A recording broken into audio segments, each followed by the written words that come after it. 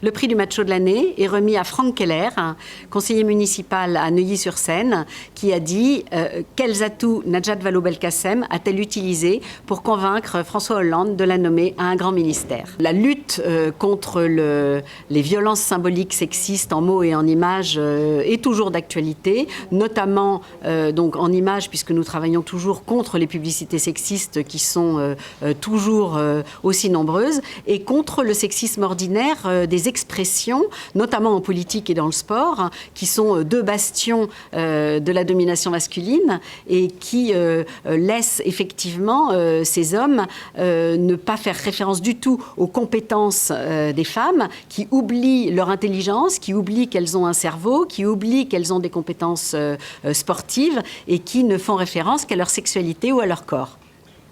Vous avez un petit commentaire sur le macho de l'année, sur ce conseiller de Neuilly là ?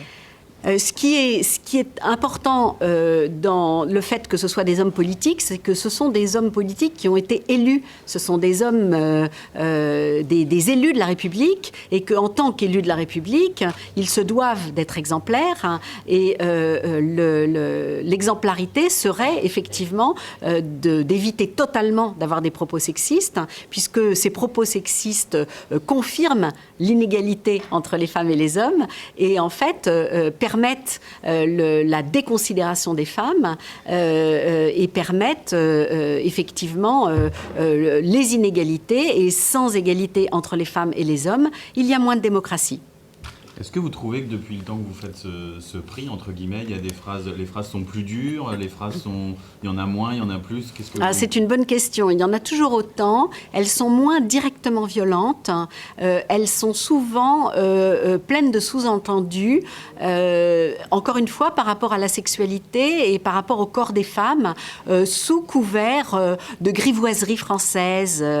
Et ça, c'est très français. Quand nous travaillons avec des associations féministes européennes notamment, elles sont extrêmement choquées de comprendre à quel point les hommes politiques, hein, c'est surtout les hommes politiques français, déconsidèrent leurs consoeurs qui ont été élus au même titre qu'eux, qui ont les mêmes compétences, qui sont appelés à des postes extrêmement importants et dont ils nient la compétence et l'intelligence.